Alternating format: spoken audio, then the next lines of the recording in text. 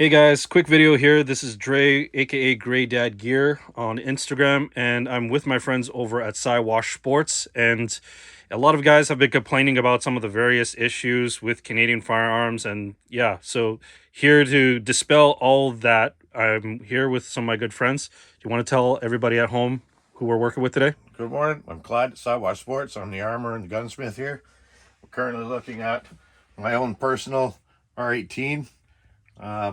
I'm quite happy with it myself. I've had no personal issues with this firearm, but we've had some people say that we do have issues or problems.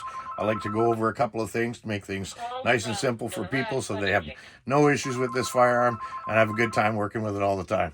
So let's start at the front end here. This is a 332 Allen wrench, and this is our gas block.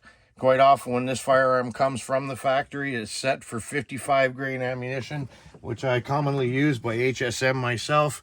It's simple, it works all the time, and I've never had any problems with it.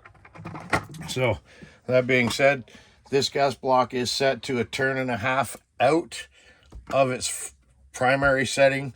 So if you took this for Allen key, we could turn it in 1.5 times and it would actually come up against the end of the block.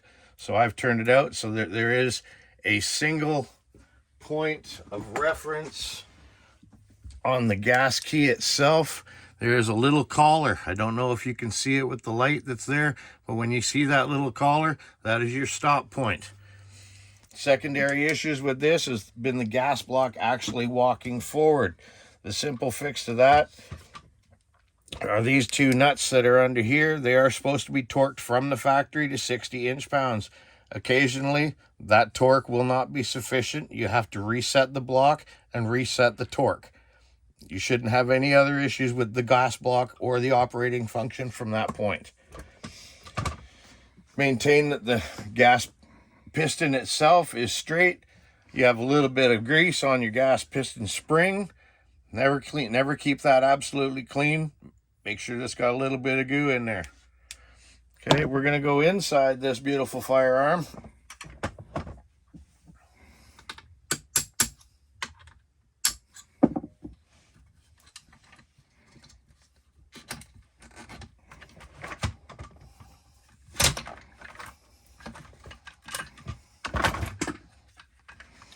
Secondary problems have been a spring inside this little tiny piece right here, which everybody knows as your bolt. So we will disassemble the bolt, the carrier, and the spring group